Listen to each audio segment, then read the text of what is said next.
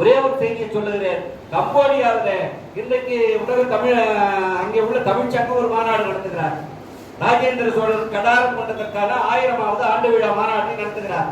அந்த மாநாட்டை நடத்துபவர்கள் யாருன்னு சொன்னார், அந்த நாட்டிலே தமிழர்கள் தான். ஆனால் அந்த நாட்டிலே முந்தரி பருப்பு வியாபாரத்திலே மிகப்பெரிய ஜாம்பவானாக இருந்து கொண்டு வெளிநாடுகளுக்கெல்லாம் முந்தரி பருப்பு அனுப்புகிறார்கள். இன்றைக்கு தமிழக உலகத்திலே முந்தரி பருப்பானது கம்போடியாவினுடைய முந்தரி பருப்பு அவ்வளவு வளமானதாக இருந்து கொண்டிருப்பதாக சொல்லுகிறார். அந்த முந்தரி பருப்பை வெளிநாடுகளுக்கு அனுப்புகிறார். அதை நம்முடைய தமிழ்நாட்டிலே இருந்து கொண்டு வியாபாரிகளிடத்திலே நம்முடைய கூட்டமைப்பிலே கூட அவர்கள் ஆதரவு தெரிவித்தார்கள். அவரிடத்திலே நான் சொன்ன போது அவர்கள் அந்த எண்ணெயை பெற்றுக் கொண்டார்கள். நாங்களும் அங்கே வருகிறோம் என்று சொல்லுகிறார். ஏன்னு சொன்னார், அந்த பருப்பும் இங்கே வருகிறது. இங்கே இருக்கக்கூடிய தமிழ்நாட்டிலே இருக்கக்கூடிய முந்தரி பருப்பை அங்க அனுப்புறோம். ஒரு வியாபார தொடர்பு அவர்களுக்கு வருகிறது. பொருளாதாரத்தை என்பதற்கான வழி இருக்கிறது. எனவே அந்த அடிப்படையிலே நம்முடைய நட்புகள் தான் இந்த நம்முடைய தொழில் சார்ந்த பொருளாதாரத்தை மீட்டெடுப்பதற்கான ஒரு வழியாகவும் நம்முடைய கூட்டமைப்பு இருக்கும். அந்த அடிப்படையிலே தான் இன்றைக்கு நம்முடைய அமைப்பை தமிழகத்தோடு மட்டுமல்லாமல் இன்றைக்கு வெளிநாடுகளிலே கொண்டு செல்வதற்கான ஒரு வாய்ப்புகளை நாம் உருவாக்கி கொண்டிருக்கிறோம். அந்த நிலைகள் இன்றைக்கு நடந்து கொண்டிருக்கிறது.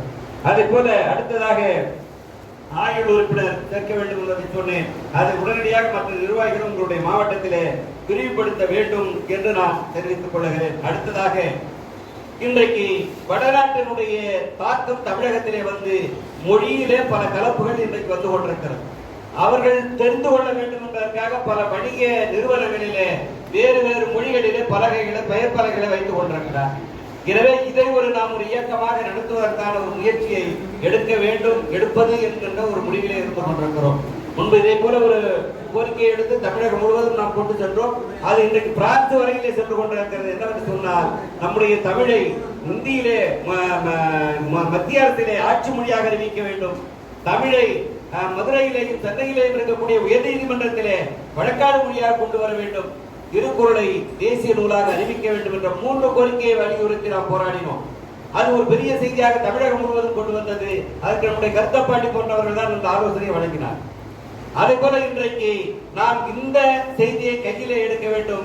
அனைத்து பெயர் பலகைகளிலேயும் தமிழிலே பெயர்கள் இருக்க வேண்டும் என்கின்ற ஒரு நோட்டீஸினை ஒரு அச்சடித்து அந்த செய்தியை அச்சடித்து அனைத்து கடைகளிலேயும் நாம் கூட்டமாக சென்று திருக்குறள் கூட்டம் சார்பிலே மட்டுமல்ல, இங்கே இருக்கக்கூடிய தமிழ் அமைப்புகளையும் ஒருங்கிணைத்து நாம் கடையிலே அதை மக்களிடத்திலே கடையை வைத்திருப்பவர்களிடத்திலே கொடுப்பதோடு நம்முடைய பிள்ளைகளுக்கு வைக்கக்கூடிய பெயர்களும் தமிழ் பெயராக இருக்க வேண்டும் என்கின்ற அந்த செய்தியையும் நாம் ஒரு இயக்கமாக நடத்த வேண்டும். அதற்கான ஒரு முயற்சி எடுக்க வேண்டும் என்று நான் இந்த நேரத்திலே தெரிவித்துக் கொள்கிறேன்.